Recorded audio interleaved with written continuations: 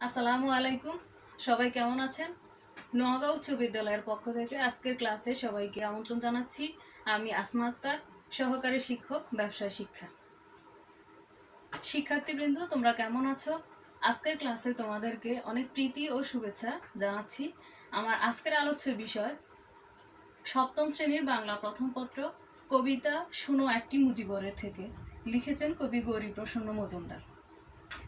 এই কবিতাটি আমি আমার আগের ক্লাসে বিস্তারিতভাবে আলোচনা করেছি। আজকে আমি এই কবিতাটির পাঠ্য বইয়ে প্রদত্ত সৃজনশীল প্রশ্ন নিয়ে আলোচনা করব। শোনো একটি মুজিবরের থেকে কবিতাটি পড়ে কিন্তু আমাদের মনে আশার সঞ্চার হয়, আমাদের মনে জেগে ওঠে মহান স্বাধীনতার আকাঙ্ক্ষা, আমাদের মানসপটে ভেসে ওঠে এক মহান নেতার ছবি, যার ডাকে সাড়া দিয়ে 1971 সালে সমগ্র বাঙালি স্বাধীনতার জন্য গর্জে উঠেছিল। তিনি হলেন বঙ্গবন্ধু শেখ মুজিবুর রহমান। তার ভাষণ শুনে স্বাধীনতাকামী সকল মানুষ, মুক্তিযোদ্ধা সহ আপামর জনগণের রক্তে চেতনায় প্রণোদনা জাগাত। তো আসছি আমার আলোচ্য শোনো একটি মুজিবরের থেকে কবিতাটি সৃজনশীল প্রশ্ন আলোচনায়। তো প্রশ্ন আমি উদ্দীপকটি আগে পড়ে নেই। মুজিবুর রহমান, ওই নামে যেন বিসুভিয়াসের অগ্নি উগারি বান, বঙ্গদেশের এ প্রান্ত হতে সকল প্রান্ত ছে, জ্বালায় জ্বলিছে মহাকালানল ঝঞ্ঝা অশনিবে, মায়ের বুকের, ভাইয়ের বুকের, বোনের বুকের জ্বালা, তব সম্মুখে পথে পথে আজ দেখায় চলেছে আলা। এটি হচ্ছে উদ্দীপক। এর আলোকে আমাদের সৃজনশীল প্রশ্নের করণীয় কতে দেওয়া আছে, কোন কবির চোখে বাংলাদেশ রূপসী বাংলা। খতে অন্ধকারে পূব আকাশে উঠবে আবার দিনমণি বলতে কি বোঝানো হয়েছে। গতে উদ্দীপকের দ্বিতীয় চরণে শোনো একটি মুজিবরে থেকে কবিতার কোন দিকটি ফুটে উঠেছে। গতে বলা হয়েছে উদ্দীপকটি শোনো একটি মুজিবরে থেকে কবিতার সম্পূর্ণ ভাব বহন করে কি, সপক্ষে যুক্তি দাও। তো আমাদের এই করণীয়গুলো সম্পন্ন করতে হলে শুরুতে আমাদেরকে আমাদের উদ্দীপকটি ভালো করে বুঝতে হবে। মুজিবুর রহমান ওই নামে যেন বিসুভিয়াসের অগ্নি উগারিবান। বিসুভিয়াস হচ্ছে একটি পর্বতমালা।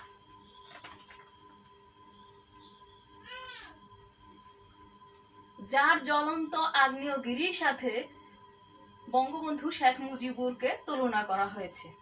মুজিবুর রহমান এমন একটি নাম, যে নাম শুনলে স্বাধীনতাকামী সকল বাঙালির মনে 1971 এর মহান মুক্তিযুদ্ধের চিত্র ভেসে ওঠে।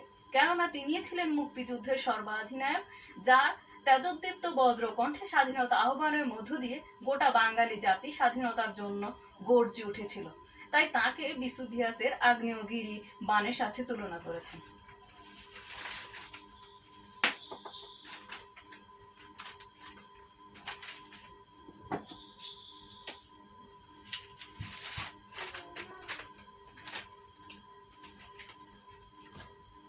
বঙ্গদেশের এ প্রান্ত হতে সকল প্রান্ত ছে, জ্বালায় জ্বলিছে মহাকালানল ঝঞ্ঝা অশনিবে।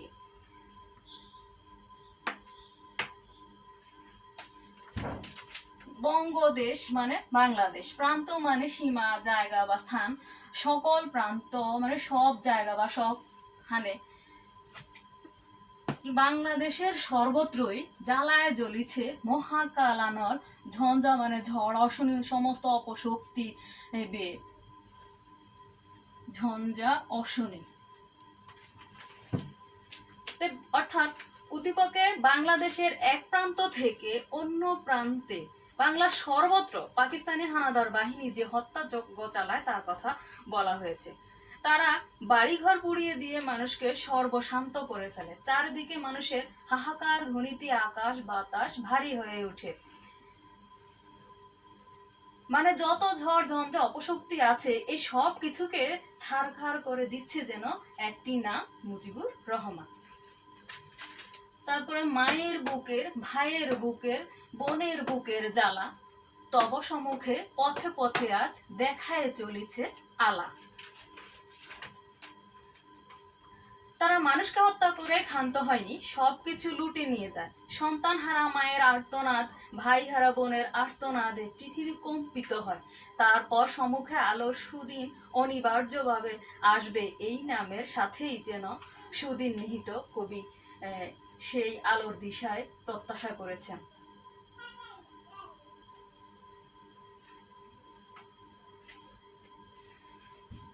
তো আমরা দেখলাম এখানে কিন্তু বঙ্গবন্ধু শেখ মুজিবুর রহমানকে নিয়ে একটি কবিতার অংশ বিশেষ তুলে ধরা হয়েছে।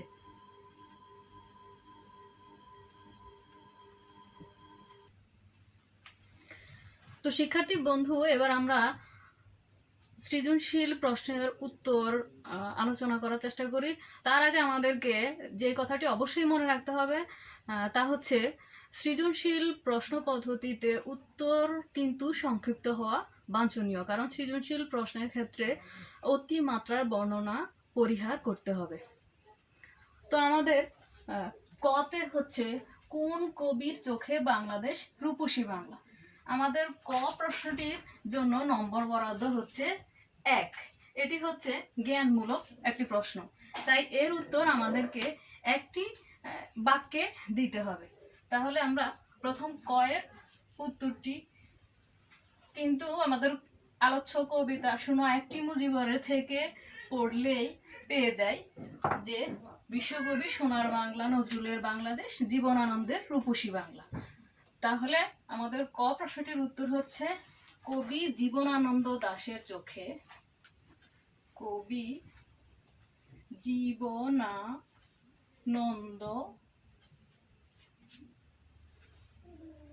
দাশের চোখে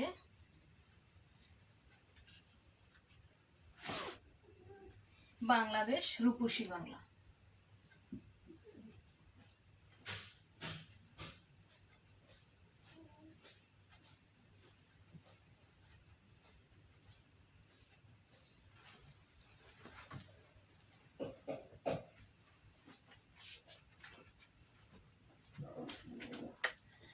খতে বলছে অন্ধকারে পূব আকাশে উঠবে আবার দিনমণি, বলতে কি বোঝানো হয়েছে। আমাদের খ প্রশ্নটি হচ্ছে অনুধাবনমূলক। এই অনুধাবনেরও দুটি স্তর আমাদেরকে অতিক্রম করতে হবে। প্রথমটি হচ্ছে জ্ঞান এবং দ্বিতীয়টি হচ্ছে অনুধাবন। এর জন্য নম্বর বরাদ্দ হচ্ছে 2। দ্বিতীয় প্রশ্নটির জন্য নম্বর বরাদ্দ হচ্ছে 2। এর উত্তরটি দিতে গেলে আমাদেরকে প্রথমে মূল কথাটি অর্থাৎ জ্ঞান অংশটি একটি বাক্যে লিখতে হবে এবং পরবর্তীতে ওই বাক্যটি পক্ষে কয়েকটি ব্যাখ্যা লাইনে ব্যাখ্যা করতে হবে। এখানে অন্ধকারে পূব আকাশে উঠবে আবার দিনমণি, দিনমণি বলতে সকালের সূর্যকে বোঝানো হয়েছে, আর অন্ধকারে পূব আকাশে অর্থাৎ রাতের অন্ধকার শেষে দিনের বেলা যে সকালে সূর্য উঠে আধারটাকে কাটিয়ে দেয় সেটা বোঝানো হয়েছে। তাহলে এখানে অন্ধকারে পূব আকাশে উঠবে আবার দিনমণি বলতে বোঝানো হয়েছে বাংলাদেশ শত্রুমুক্ত হবে, স্বাধীন হবে, এই কথাটি। তাহলে এর উত্তরটি আমরা এভাবে লিখব।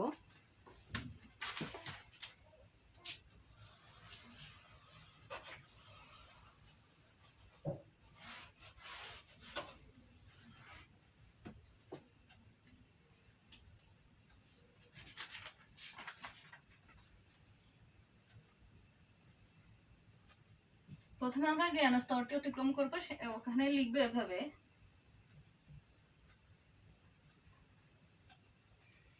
বাংলাদেশ শত্রুমুক্ত হবে,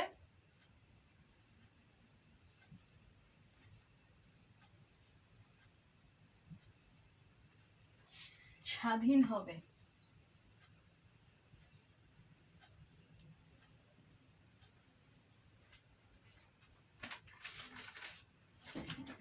আলোচ্য পংক্তিতে এই কথাই বোঝানো হয়েছে।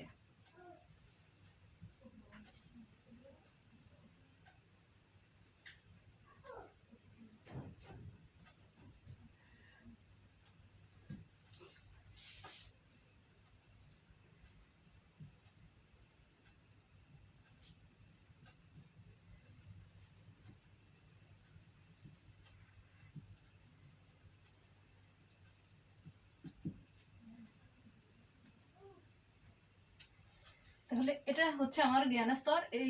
এই বাক্যটি এভাবে লিখলে পাবো 1 নম্বর। এবার এর পক্ষে কয়েকটি লাইন আমি ব্যাখ্যা করে দিব, তাহলে বাকি 1, মোট হবে 2। এভাবে আমরা লিখবো, এক সময় এই বাংলা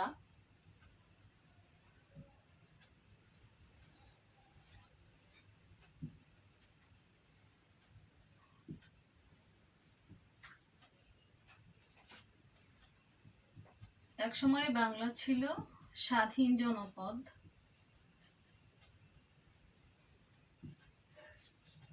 (1757 সালে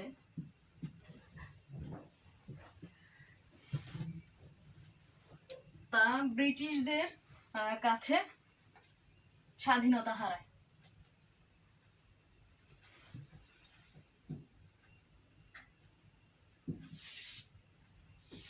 এভাবে আমরা গণনা দিয়ে লিখে দিব। পরবর্তীতে 1947 সালে দেশ বিভাগে এই দেশ পাকিস্তানের অন্তর্ভুক্ত হলে বিভক্ত পূর্ব বাংলা পরিচিতি পায় পূর্ব পাকিস্তান নামে। পাকিস্তানিদের 23 বছরের ছাপিয়ে দেওয়া দুঃশাসনে বাঙালি একে একে হারাতে বসে সব অধিকার। মহান মুক্তিযুদ্ধে কাঙ্ক্ষিত বিজয়ের মাধ্যমেই সেই হারানো স্বাধীন বাংলাকে ফিরে পাওয়ার আকাঙ্ক্ষা প্রকাশিত হয়েছে।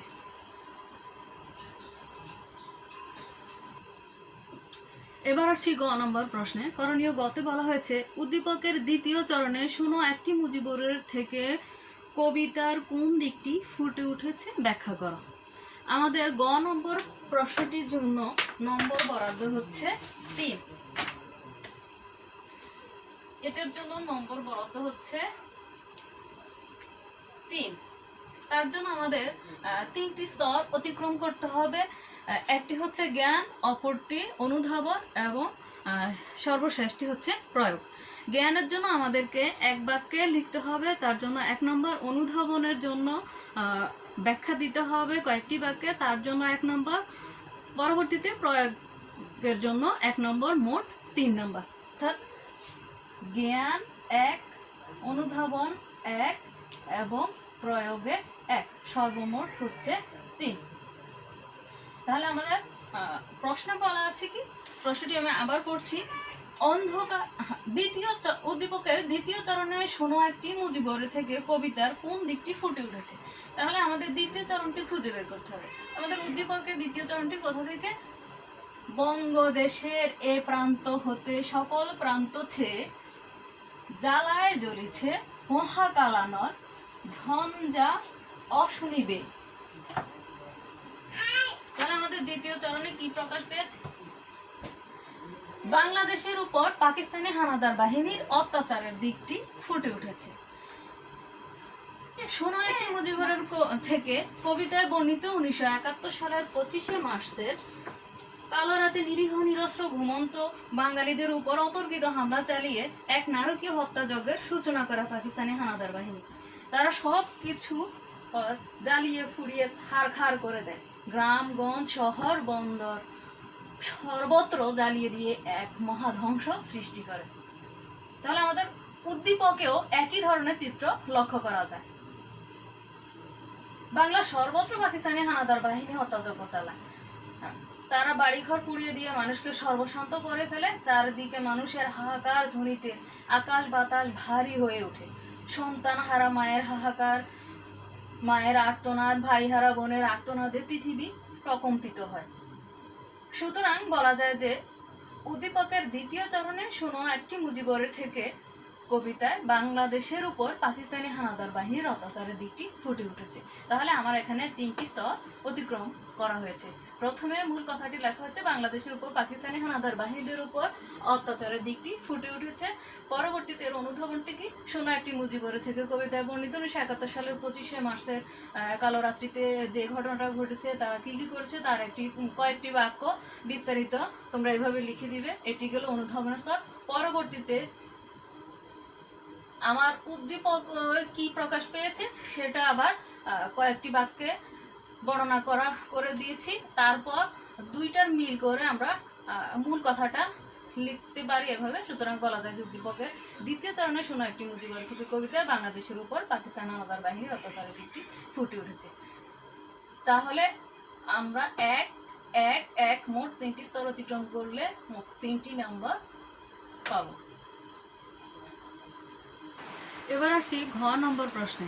ঘ নম্বর প্রশ্ন বলা হয়েছে উদ্দীপকটি শুনো একটি মুজিবরে থেকে কবিতার সম্পূর্ণ ভাব বহন করে কি, সপক্ষে যুক্তি দাও। তাহলে এটি হচ্ছে ঘ নম্বরের প্রশ্নের 4টি স্তর, এটার জন্য নম্বর বরাদ্দ 4। এর জন্য 4টি ধাপ অতিক্রম করতে হবে। প্রথমটি জ্ঞান, জ্ঞানের জন্য 1, এরপরে অনুধাবনের 2-3টি বাক্যে দিতে হবে, তার জন্য 1 নম্বর, তারপরে প্রয়োগের জন্য 1 নম্বর এবং সম্পূর্ণ ভাব উচ্চতর দক্ষতায় প্রকাশ 1 নম্বর, মোট হচ্ছে 4।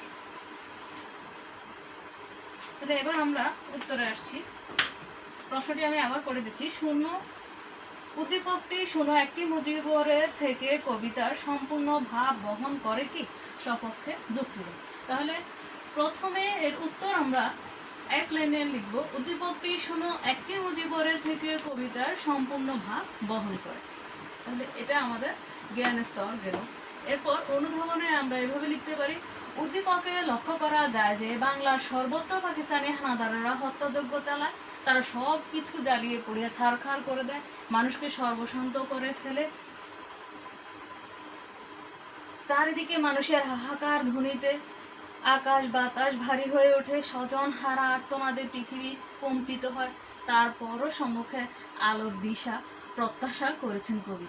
একদিন অত্যাচারের শেষ হবে, সুদিন অনিবার্যভাবে আসবে। এরপরে প্রয়োগ স্তরে আমরা এভাবে আসতে পারি, শুনো একটি মুজিবরে থেকে কবিতায় বর্ণিত 1971-এর 25শে মার্চের কালো রাত্রে নিরীহ নিরস্ত্র ঘুমন্ত বাঙালিদের উপর অতর্কিত হামলা চালায় পাকিস্তানি হানাদাররা। এক নারকীয় হত্যাযজ্ঞের সূচনা করে পাকিস্তানি হানাদার বাহিনী। তারা সব কিছু জ্বালিয়ে পুড়িয়ে ছারখার করে দেয়, লুটে নেয় সব। বঙ্গবন্ধু শেখ মুজিবুর রহমানকে বন্দী করে নিয়ে যায় তখন তারা। তার আহ্বানে সাড়া দিয়ে এদেশের সর্বস্তরের মানুষ যুদ্ধে ঝাঁপিয়ে পড়ে। যুদ্ধে বাঙালির জয় হবে, বাংলাদেশ আবার স্বাধীন হবে, এরূপ প্রত্যাশা কবির মনে বদ্ধমূল। তাহলে উদ্দীপক ও শুনো একটি মুজিবরের থেকে কবিতায় এই আশা ব্যক্ত হয়েছে।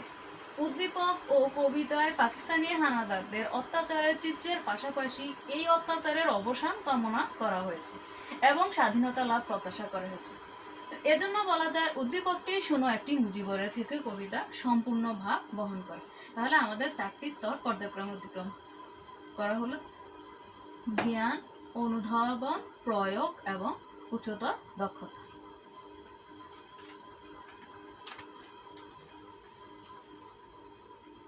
এতক্ষণ আমরা শোনো একটি মুজিবরের থেকে কবিতাটির পাঠ্য বইয়ে প্রদত্ত সৃজনশীল প্রশ্ন পদ্ধতি ও এর উত্তর সম্পর্কে আলোচনা করলাম।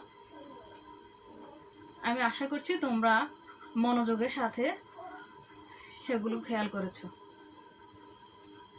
এসো আমাদের বাড়ির কাজ জেনে নেই। শোনো একটি মুজিবরের থেকে কবিতা পাঠ্য বইয়ে প্রদত্ত সৃজনশীল প্রশ্নের উত্তর শিখা ও লিখা। তাহলে আজ এই পর্যন্তই। আশা করছি তোমরা যথাযথ স্বাস্থ্যবিধি মেনে বাসায় অবস্থান করবে, ভালো থাকবে, সুস্থ থাকবে এবং প্রয়োজনীয় পড়াশোনা চালিয়ে যাবে। ধন্যবাদ সবাইকে।